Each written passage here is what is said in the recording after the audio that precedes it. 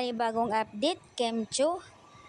Kumakailan lang ay nagkaroon nga ng vlog si Barbie Portiza and Kemcho. At doon po na mismo may binitawan si Kim tungkol doon sa love team. Na sinasabi niya, dati, nagbago na talaga ang love team ngayon. Kasi dati, di ba, kayo lang, as in kayo lang na parang kayo yung magka-love team.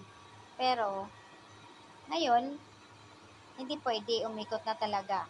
So, isa siyang maluwag sa mundo na hindi na masyadong nakatago. Kasi, lahat tayo parang nakatanggap.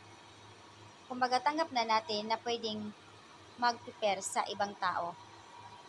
Ibig sabihin, hindi kayo forever na love team. Kung mag-love team man kayo, or either isa sa inyo na pwede i-pair doon sa iba, sa movie, pero kayo pa rin ang love team. So, yun yung ibig niya sabihin na dati kasi talaga as in solid na kayo sa movie, sa series, pero ngayon hindi na.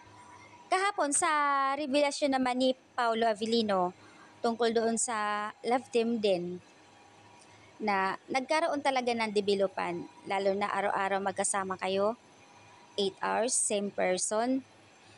So, ayon naman sa kanya, isa siyang professional na tao pagdating sa trabaho. Sabi nga, work is work.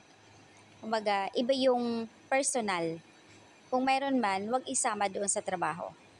Yun yung ibig sabihin din ni Pau kahapon sa kanyang doon sa sagot niya na habang kapanayam siya ng ABS-CBN. At dito naman kay Kim, tungkol din sa kanyang love team. Yun naman din talaga ang sinasabi ng karamihan sa ABS-CBN na sa ngayon, pwede na i-pair sa iba. Nasa inyo na yan kung nandoon yung tiwala nyo sa isa't isa.